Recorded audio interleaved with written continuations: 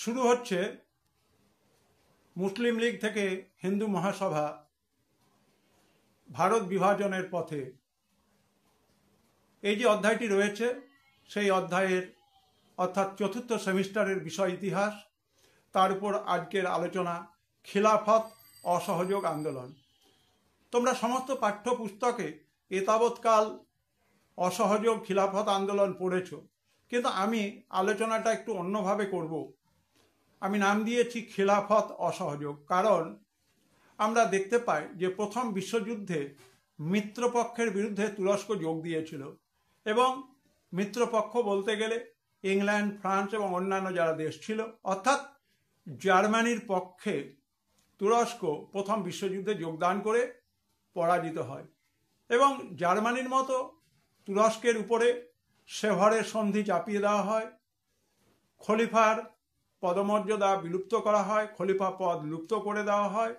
এবং এই অবস্থাটাকে গান্ধীজি খুব কাছ থেকে লক্ষ্য করেছিলেন, এবং গান্ধীজির মনের মধ্যে সুপ্ত বাসনা ছিল যে মুসলিমদেরকে তিনি জাতীয় আন্দোলনের মূল স্রোতে নিয়ে আসবেন, এবং তিনি ডাক দিয়েছিলেন অসহযোগ খিলাফত আন্দোলনের। কিন্তু আমাদের অসহযোগের থেকে এখানে খিলাফত প্রশ্নটা বড় হয়ে দেখা দিয়েছিল।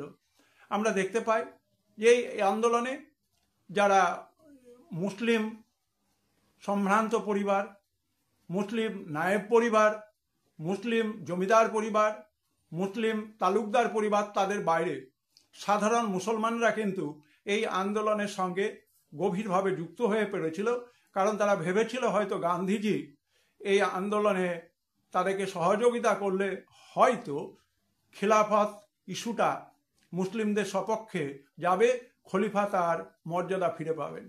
কিন্তু আমরা দেখতে পাই যে মৌলানা মোহাম্মদ আলী এবং মৌলানা শওকত আলী দেখতে পেলেন যে এই সময় ইংরেজরা খলিফার দাবি মেনে নিয়েছেন, কিন্তু কামাল পাশার নেতৃত্বে তুরস্কের আধুনিকীকরণ এবং সেখানে দেখা যায় খলিফার রাজনৈতিক পদ বিলুপ্ত হয়ে যায়, এবং আস্তে আস্তে মুসলমানরা কিন্তু খিলাফত আন্দোলন থেকে সরে আসতে থাকে। মৌলানা মোহাম্মদ আলী, মৌলানা শওকত আলী, যাদেরকে ইতিহাসে আলী ভ্রাতৃদ্বয় বলা হয়, তারা কিন্তু এই আন্দোলন থেকে নিজেদেরকে সরিয়ে নেন। কেবলমাত্র মৌলানা আজাদ এই আন্দোলনের সঙ্গে যুক্ত ছিলেন। কিন্তু বড় কথা হচ্ছে যে এই আন্দোলন সাধারণ মুসলমান মানুষকে এই আন্দোলনের সঙ্গে যুক্ত করতে পেরেছিল।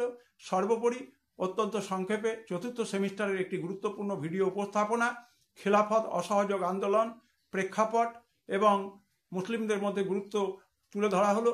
অবশ্যই তোমরা চ্যানেলের সঙ্গে থেকো।